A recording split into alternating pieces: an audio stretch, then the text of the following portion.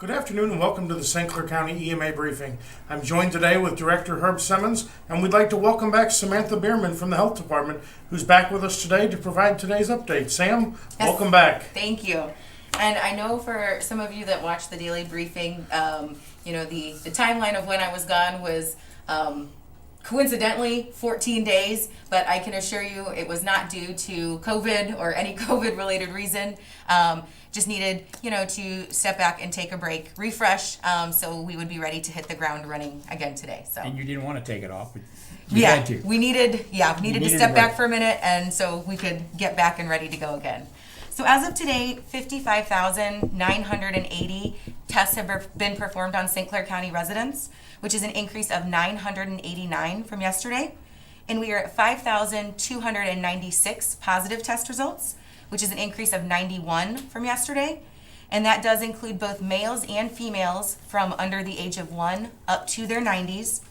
For our daily county positivity rate, we are at 9.2%. We are currently at 50,684 negative test results with 172 deaths. Unfortunately, we are reporting 2 new deaths today. One was a female in her 50s, one was a female in her 60s, and both of those individuals had unknown health conditions. And as always, our sympathies go out to their families. For those who have completed their IDPH required 14-day quarantine, we are at 4,414. For state totals, 3,649,685 have been tested, with 218,285 positive test results, which is an increase of 2,356. And for the state, we are reporting 7,874 deaths, which is an increase of 17 deaths from yesterday. For hospitalization numbers, and these are for hospitals that are in St. Clair County, currently we have 42 patients that are admitted due to COVID-related reasons, and one of those patients is on a ventilator. For congregate living facilities that are in outbreak status, and that does include staff and or residents if they have 2 or more with either a confirmed diagnosis or symptoms, we are happy to report that we have no new additions to our congregate living facility case list today. So it's always a good day when that happens. And now I will turn it over to not Chairman Kern, Director Simmons. No, I'm so used to saying I wish Chairman Kern was there, but you took a little vacation to get refreshed.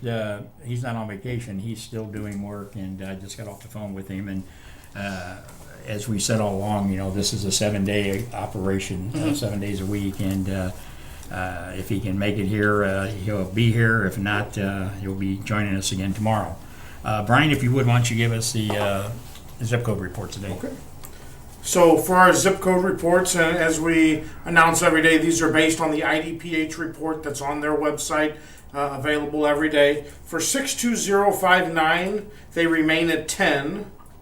62201 is at 211. That is an increase of 2. 62203 is at 172. That is an increase of 1.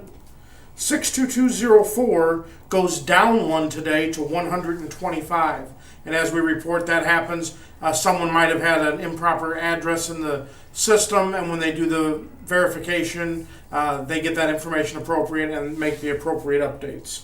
62205 goes up by 2 today to 174. 62206 goes up by 3 to 385. 62207 remains the same at 221. 62208 goes up by 6 today to 331. 62220 goes up by 5 to 421. 62221 goes up by 15 today to 495. 62223 goes up by 6 to 299. 62225 stays the same at 22. 62226 goes up by 9 to 558. 62232 goes up by 1 to 131. 62239 goes up by 3 to 68. 62240 goes up by 1 to 23. 62243 goes up by 3 today to 46. 62254 goes up by 7 to 168. 62255 remains the same at 14. 62257 goes down 1 today to 25. 62258 goes up by 8 today to 111. 62260 remains the same at 89. 62264 goes up by 3 today to 77. 62269 goes up by 6 to 401. And 62285 goes up by 2 today to 53. Director? Yes, as we say all the time, zip codes, this virus doesn't care where you live. It's going to get there sooner or later, and the zip code report shows that. The positivity rate for the daily, 9.2. Our region positivity rate went up from yesterday. It did. Our regional positivity rate increased by 1/10. We're up to 9.5%. And that's as of August 19th. As we report each day, the regional report is delayed 3 days. So right. As of August 19th, we went back up 1/10 to 9.5. And it's going in the wrong direction. We definitely want it going down. So we got to continue to work on that. I wanted to talk just a little bit about yesterday. We had the doctor on. We got a lot of great feedback from Team St. Clair members yesterday, and several private messages that we got throughout the evening. There was one comment that was on there. I don't know if the person didn't hear the audio well enough when the doctor was speaking about the difference between the flu and this virus. There seems to be a discussion that continues to go on out there each and every day that this virus is nothing but the flu.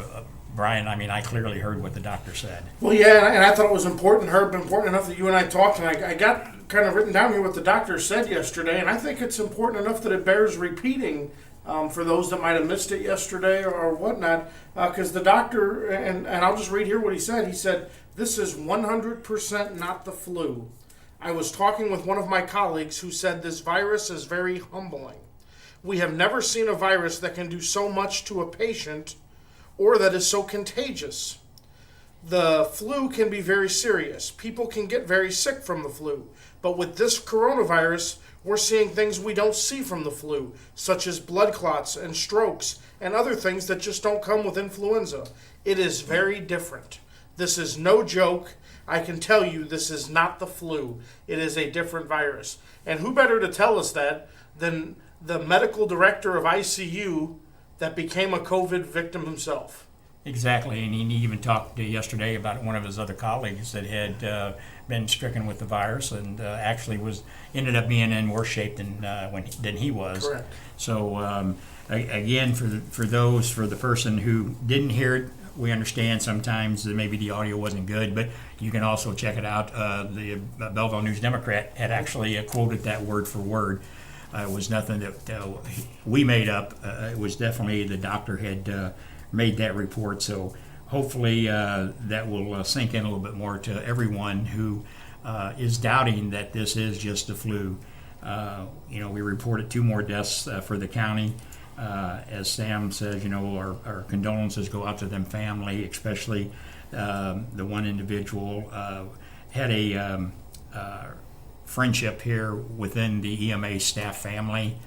And when you hear that, it's, when you hear about strangers that you don't know, that's bad. But then when it touches home, like I've been saying for 162 days now, some of us really know how serious this is, and some of you don't until it knocks on your door.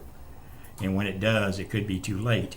And so our condolences really go out to our family here at EMA staff and their friend that was lost to this invisible enemy, as we call it.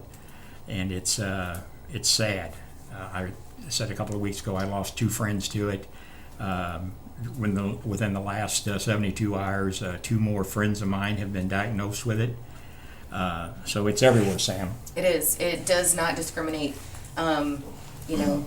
Man, woman, adult, child. It doesn't see anything. Yeah, and I think, Brian, didn't you say we had a young child Correct. Today, under one. Yes. We're seeing under one to their 90s. It is definitely a wide variety of ages. But when we look at this, and we've kind of been paying a close attention to that age range, today 57 of our 91 people are under 40. So definitely affecting and infecting that younger population right now. Well, and I know Team St. Clair is doing all they can to get the word out there. I had several of the followers sending me suggestions last night and through the evening, and we really appreciate that. And I know you screened some of them, and we're doing everything we can around the clock. And as we say all the time, it'd be nice if everybody thought like Team St. Clair does, that, hey, let's just get this, everybody pitch in, let's get this behind us, and hopefully in the several weeks ahead we can get behind this thing. But it takes everybody. And just like we said, 7,874 deaths across the state of Illinois, 172 deaths here in our own county, and that's 172 too many. It's got to stop, but we need everybody's help to do that. And I say it every day, we can all be a part of the solution, or some of you can be a part of the problem. We'll be back with Cindy and Daisy to translate this into our Spanish speaking communities, and then tomorrow we'll be back with our Sunday question and answer session. And everybody have a good night.